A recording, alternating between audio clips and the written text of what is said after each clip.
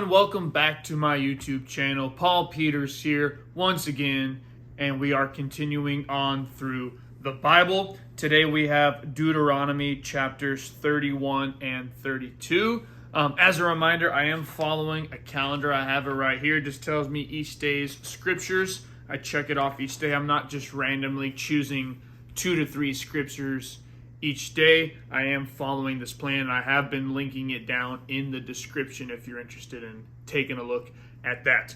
All right, before I start, make sure you are subscribed and you click that bell icon to turn on those notifications. Here we go with Deuteronomy chapter 31. When Moses had finished giving these instructions to all the people of Israel, he said, I am now 120 years old. I am no longer able to lead you. The Lord has told me, you will not cross the Jordan River, but the Lord your God himself will cross over ahead of you. He will destroy the nations living there, and you will take possession of their land. Joshua will lead you across the river, just as the Lord promised.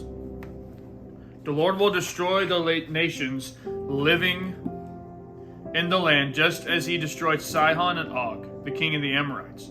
The Lord will hand over to you the people who live there, and you must deal with them as I have commanded you. So be strong and courageous. Do not be afraid, and do not panic before them. For the Lord your God will personally go ahead of you. He will neither fail you nor abandon you. Then Moses called for Joshua, and all Israel watched. And as all Israel watched, he said to him, be strong and courageous, for you will lead these people into the land that the Lord swore to their ancestors he would give them. You are the one who will divide it among them as their grants of land. Do not be afraid or discouraged, for the Lord will personally go ahead of you. He will be with you. He will neither fail you nor abandon you. So Moses wrote this entire body of instruction in a book and gave it to the priests who carried the ark of the Lord's covenant and to the elders of Israel. Then Moses gave them this command. At the end of every 7th year, the year of release during the festival of shelters, you must read this book of instruction to all the people of Israel when they assemble before the Lord your God at the place he chooses. Call them all together, men, women, children, and the foreigners living in your towns, so they may hear this book of instruction and learn to fear the Lord your God and carefully obey all the terms of these instructions. Do this so that your children who have not known these instructions will hear them and will learn to fear the Lord your God. Do this as long as you live in the land you are crossing the Jordan to occupy. Then the Lord said to Moses, the time has come for you to die. Call Joshua and present yourselves at the tabernacle, so that I may commission him there. So Moses and Joshua went and presented themselves at the tabernacle. And the Lord appeared to them in a pillar of cloud that stood at the entrance to the sacred tent. The Lord said to Moses, you are about to die and join your ancestors. After you are gone, these people will begin to worship foreign gods, the gods of the land where they are going. They will abandon me and break my covenant that I have made with them. Then my anger will blaze forth against them. I will abandon them, hiding my face from them, and they will be devoured. Terrible trouble will come down on them, and on that day they will say, these disasters have come down on us because God is no longer among us. At that time, I will hide my face from them on account of all the evil they commit by worshiping other gods. So write down the words of this song and teach it to the people of Israel. Help them learn it, so it may serve as a witness for me against them. For I will bring them into the land I swore to give their ancestors, a land flowing with milk and honey. There they will become prosperous, eat all the food they want, and become fat. But they will begin to worship other gods. They will despise me and break my covenant. And when great disasters come down on them, this song will stand as evidence against them, for it will never be forgotten by their descendants. I know the intentions of these people, even now, before they have entered the land I swore to give them." So that very day Moses wrote down the words of the song and taught it to the Israelites. Then the Lord commissioned Joshua, son of Nun, with these words, "Be strong and courageous, for you must bring the people of Israel into the land I swore to give them. I will be with you." When Moses had finished writing this entire body of instruction in a book, he gave this command to the Levites who carried the ark of the Lord's covenant. "Take this book of instruction and place it beside the ark of the covenant of the Lord your God, so it may remain there as a witness against the people of Israel. For I know how rebellious and stubborn you are. Even now, while I am still alive and am here with you, you have rebelled against the Lord. How much more rebellious will you be after my death? Now summon all the elders and officials of your tribes, so that I can speak to them directly and call heaven and earth to witness against them. I know that after my death you will become utterly corrupt and will turn from the way I have commanded you to follow. In the days to come, disaster will come down on you, and you will do what is evil in the Lord's sight, making him very angry with your actions." So Moses recited this entire song publicly to the assembly of Israel. Deuteronomy chapter 32, the Song of Moses. "Listen, O heavens, and I will speak. Hear, O earth, the words that I say. Let my teaching fall on you like rain. Let my speech settle like dew. Let my words fall like rain on tender grass, like gentle showers on young plants. I will proclaim the name of the Lord. How glorious is our God! He is the rock. His deeds are perfect. Everything he does is just and fair. He is a faithful God who does no wrong. How just and upright he is. But they have acted corruptly toward him. When they act so perversely, are they really his children? They are a deceitful and twisted generation. Is this the way you repay the Lord, you foolish and senseless people? Isn't he your father who created you? Has he not made you and established you? Remember the days of long ago. Think about the generations past. Ask your father, and he will inform you. Inquire of your elders, and they will tell you.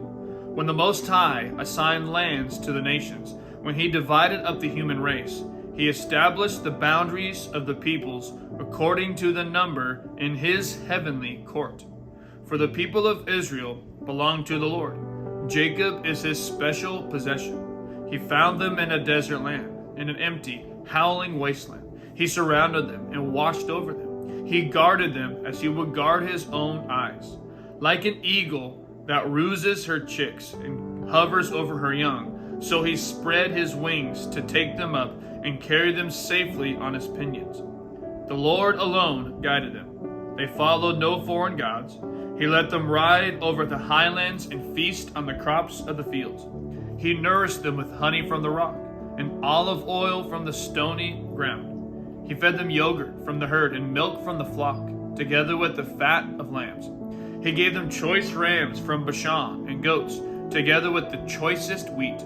You drank the finest wine, made from the juice of grapes. But Israel soon became fat and unruly. The people grew heavy, plump, and stuffed, but they abandoned the God who had made them.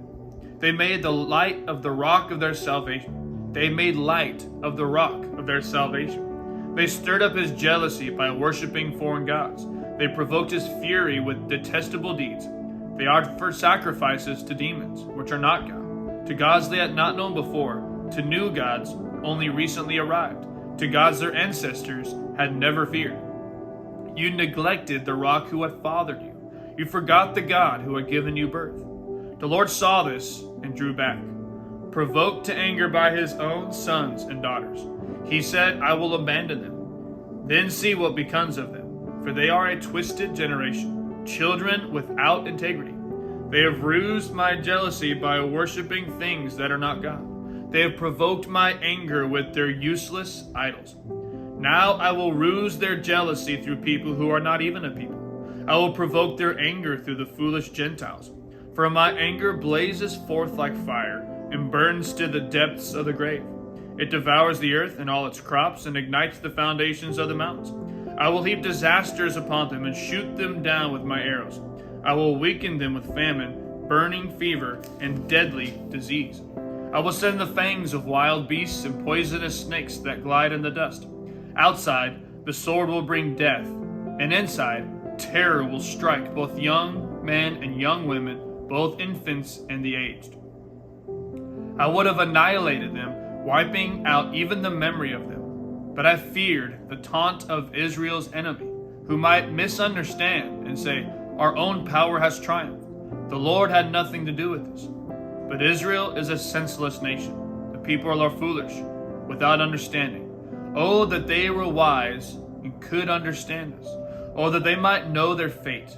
How could one person chase 1,000 of them, and 2 people put 10,000 to flight, unless their rock had sold them, unless the Lord had given them up?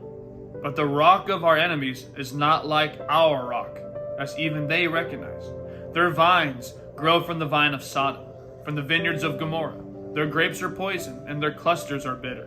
Their wine is the venom of serpents, the deadly poison of cobras. The Lord says, "Am I not storing up these things, sealing them away in my treasury? I will take revenge. I will pay them back. In due time their feet will slip. Their day of disaster will arrive, and their destiny will overtake them.